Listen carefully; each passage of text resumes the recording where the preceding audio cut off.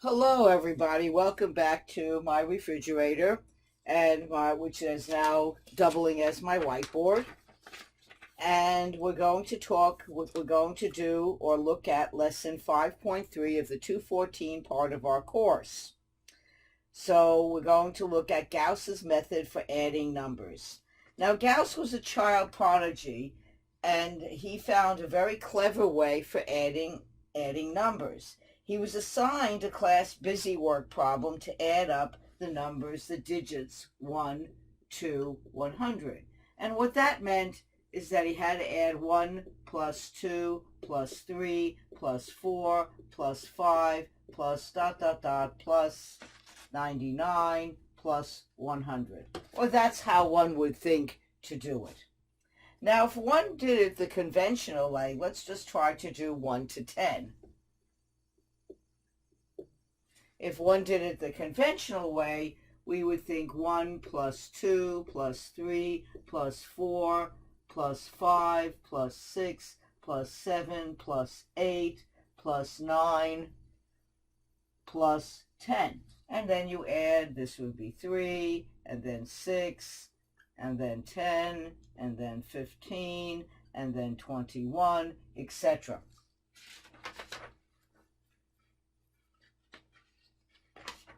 But this would take a really long time if you tried to do that all the way up to 100.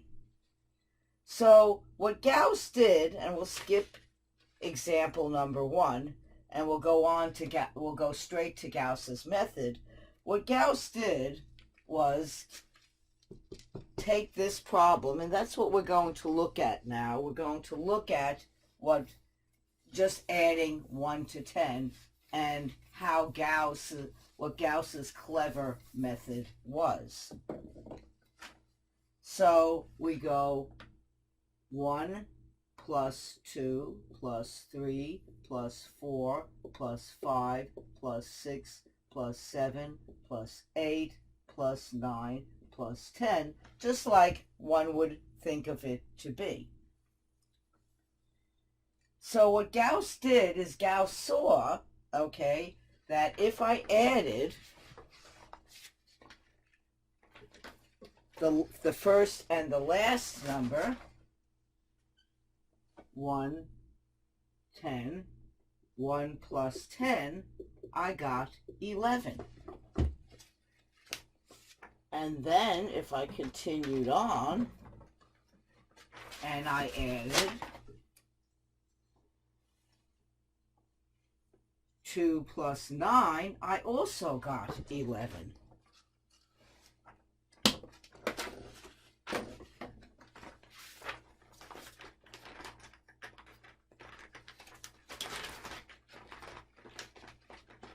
And then if I went on and added 3 plus 8, I got 11.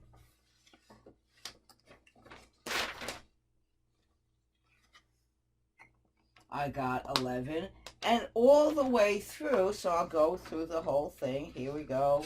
And then we have 4 plus 7, 4, 7, 4 plus 7 gives me 11. And then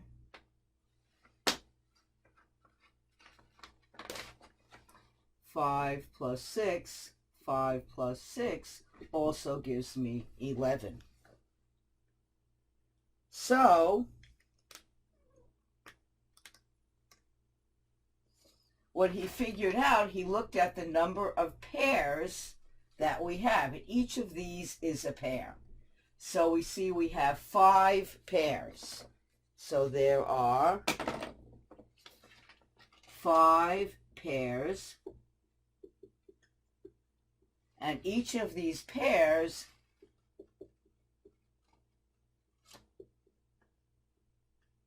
equals 11. So what he found, that if he multiplies 5 times 11, he will get the correct answer. So it turns out that the sum 5 times 11 is equal to 55, which would be the same as if we added it up the conventional way. So by looking at and then making these pairs, Gauss found a quick and easy way to add up the numbers.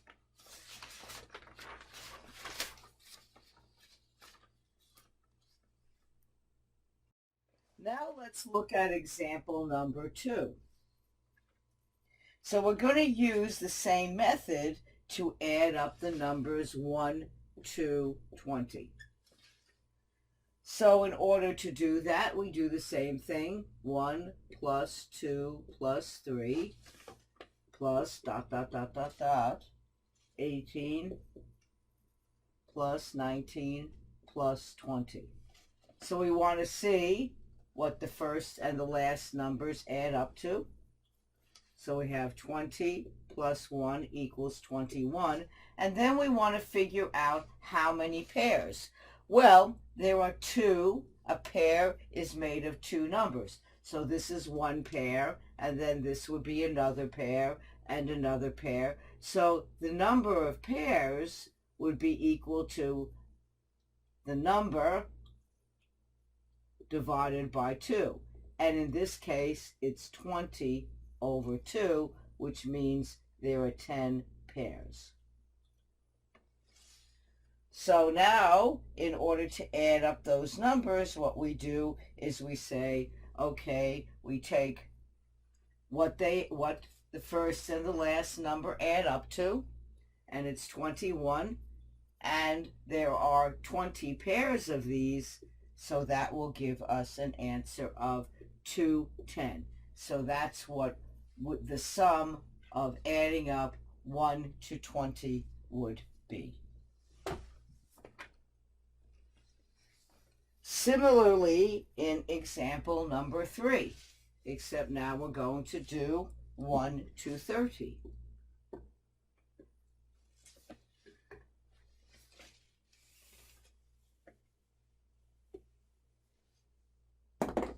So we have 1 plus 2 plus 3 plus .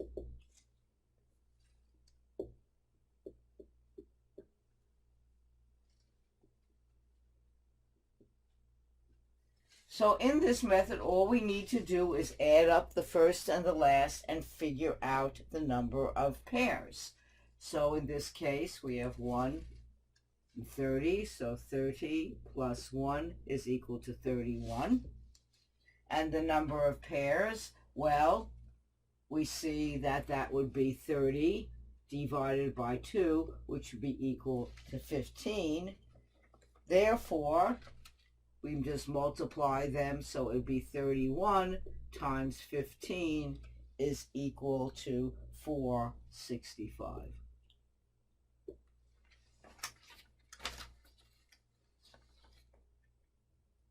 So now we're going to go back to Gauss's original task in question number 4.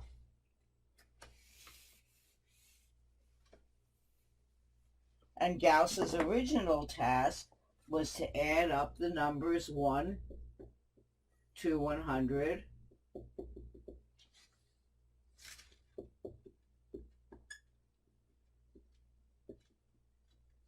and this is what Gauss did to his teacher's amazement. Took the first and the last and got 101, and then saw that 100 divided by 2, there are 50 pairs of these, meaning this is a pair, so there are 50 of them. And he took 101 times 50 and got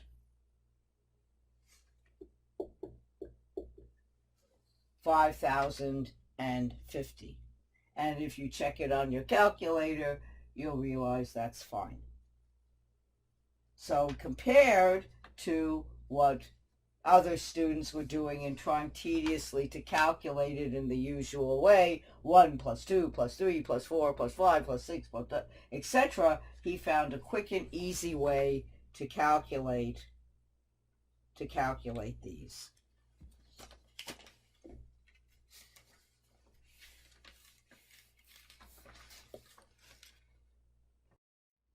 Okay, let's look at example 5.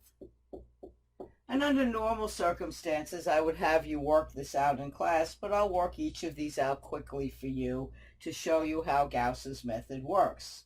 So for the first one, we have 1 to 50, and that's A. So we add up, 1 plus 50 is 51, and we see 50 divided by 2 is equal to 25, therefore we have 25 pairs. So we have 51 times 25, and this gives us 1,275. For B, it's 1 to 12. So 1 plus blah, da, da, da, da, plus 12. So we just have to do the first and the last here. So that will give us 13. And then 12 divided by 2 is 6. So there's 6 pairs. So it's 13 times 6. So that gives us 78. I hope you're seeing how much easier it is to add up these numbers using Gauss's method than just merely adding them as you go, as we would have thought of in the beginning. C, 1 plus dot, dot, dot, plus 56. 56 plus 1 is equal to 57. And then the number of pairs would be 56 divided by 2. So that will give us 28 pairs. So then we have 57 times 28. And that will give us 1,596. And then for D, we have 1 to 60. So when we add up the first and the last, we get 61. 60 over 2 gives us 30 pairs. So that means 61 times 30, and that will give us 1,830.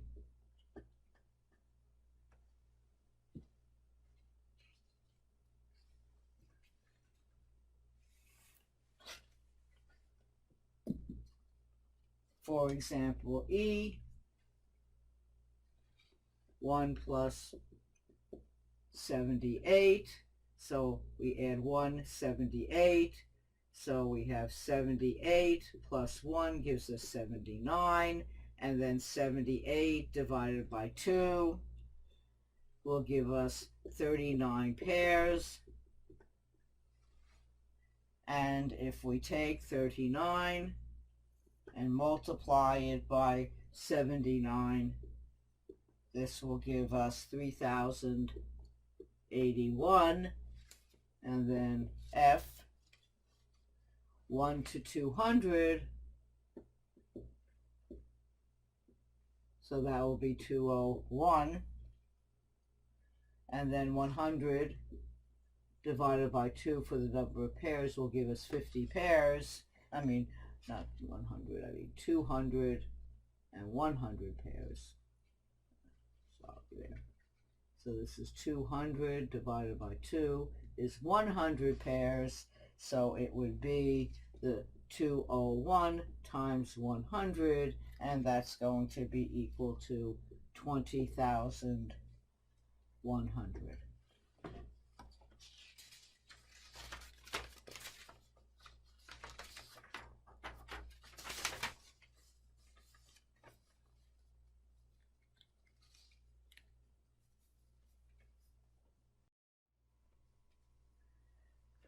So what happens, so you may ask at this point, that's all fine, well and good when the number is even and we have a pair and we can make a pair, but what happens when we don't have a pair? Like, for example, we have 1 plus 2 plus 3 plus 4 plus 5. So here's a pair. And then we have, here's a pair.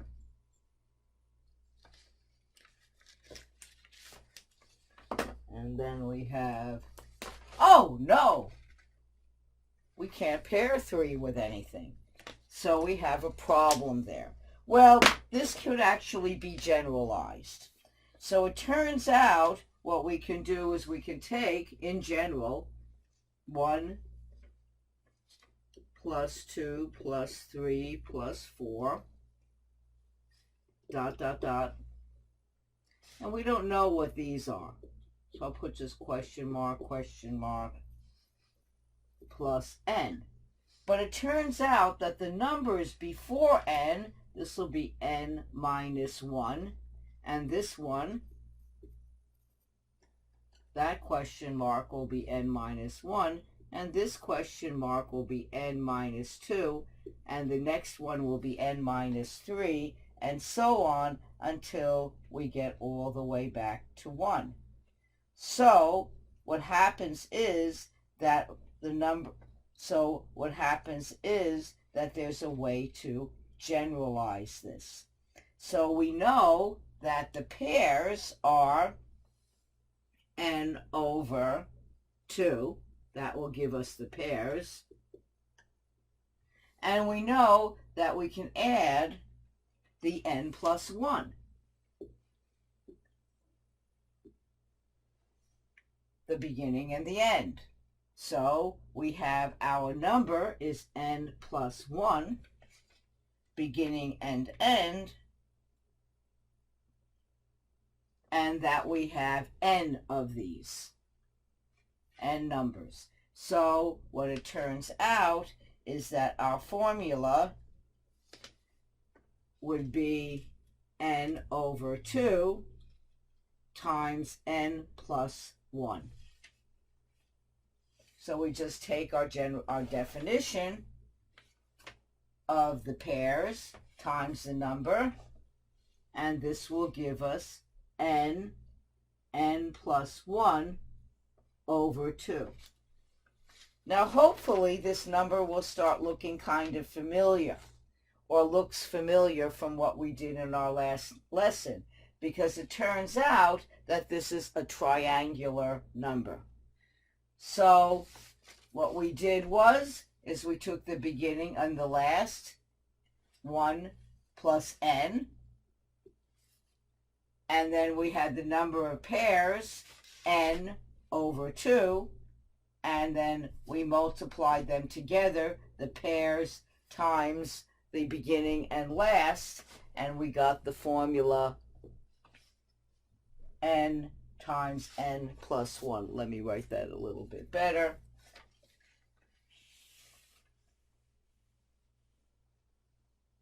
So here we have, I'll just put the general formula up here. 1 plus 2 plus 3 plus dot, dot, dot, plus n minus 2 plus n minus 1 plus n, and I wrote 1 n, so that's n plus 1 will give us the number, and then again the number of pairs, n over 2, and then we take this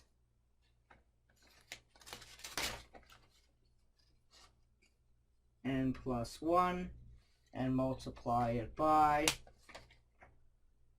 n over 2, and this will give us our final answer. The sum will be equal to n times n plus 1 over 2. So that gives us the sum of it, of those numbers can be generalized to that. So here, the n, it doesn't matter what integer n is. So we don't have to worry about that problem. So this is the general formula for that. And if you notice that it looks just like our triangular formula that we did in the last lesson, as I just mentioned.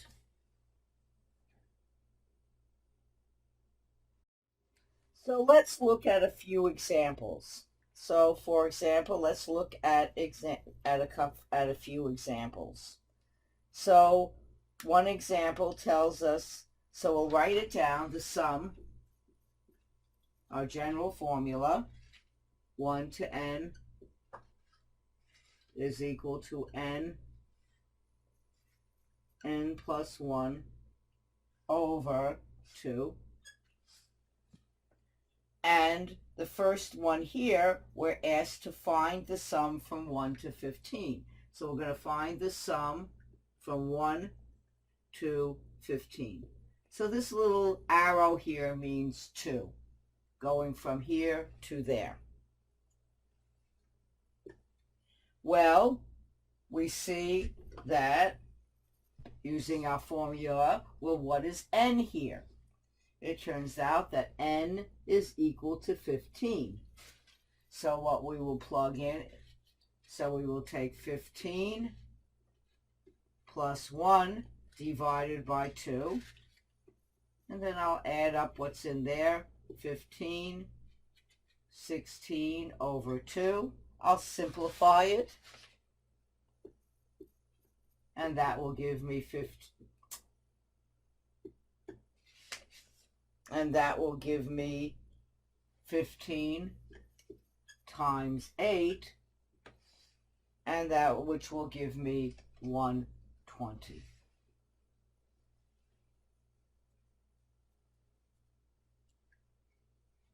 For our next problem, we are asked to find the sum from 1 to 27 using the formula. So again, we write our formula. This is the same as our triangular formula. And we're told that n is equal to 27. So now we do the same thing wherever we see n, we put 27.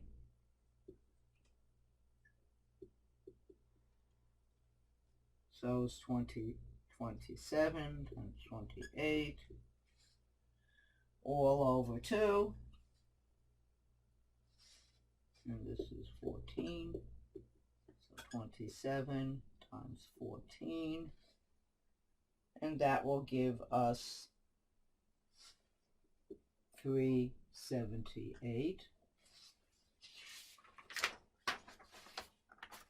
378. And then there are 2 more examples. And I'll just go, no, 3 more examples. And I'll just go through them quickly to show you how it's done. So I'll erase this.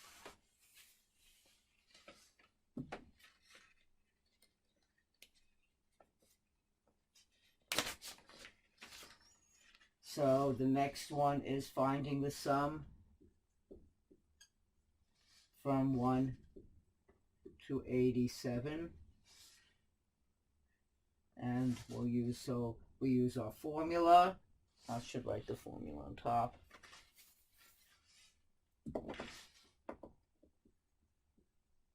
Is equal to, so we have sum 1 to 87. So n is equal to 87. So that means the sum is equal to 87, 88 over 2, which is equal to 87 times 44 over 2, which is equal to, sorry, this shouldn't be here, which is equal to 87 times 44, not over 2.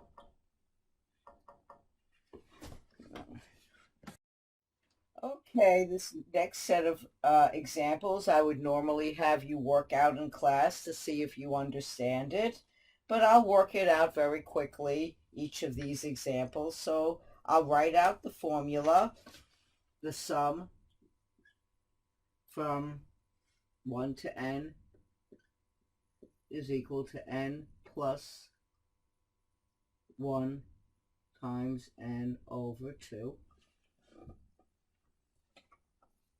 And the first example here asks us to find the sum from 1 to 15. So that means n is equal to 15. So wherever I see n, I plug it in. 15 times 15 plus 1 is 16, all over 2.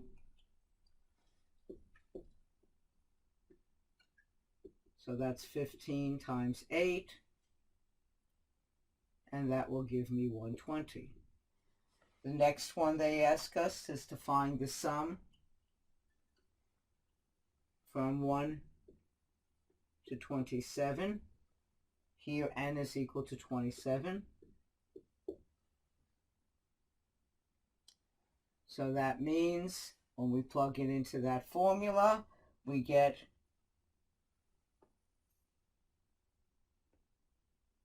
27, 28 over 2,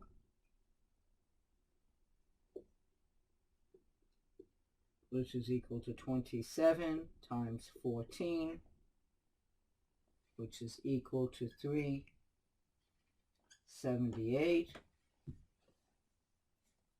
And continue on the next 3 problems. Examples.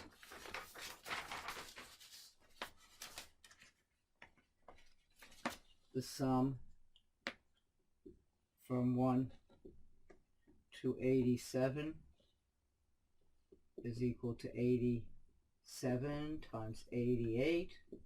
And 87 plus 1 is 88 over 2, 44. So that means we get 87 times 44, and that gives us 3,828.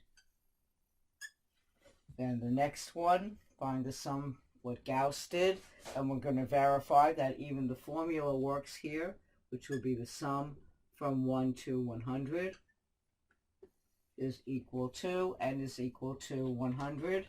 So 100 times 101 over 2, which is equal to 50 times 101.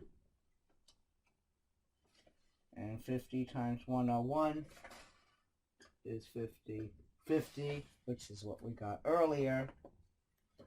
And then the last one, the sum from 1 to 93 is equal to 93 times 94 divided by 2, 47, so that's equal to 93 times 47, and that's equal to 4,371. Okay, so that gives you an idea of how Gauss's method works, and so you see it's a much easier way if you're ever asked to add up the digits between from 1 to 100. Now you know a quick and easy way to do it. Thank you very much. Take care and stay well. Bye.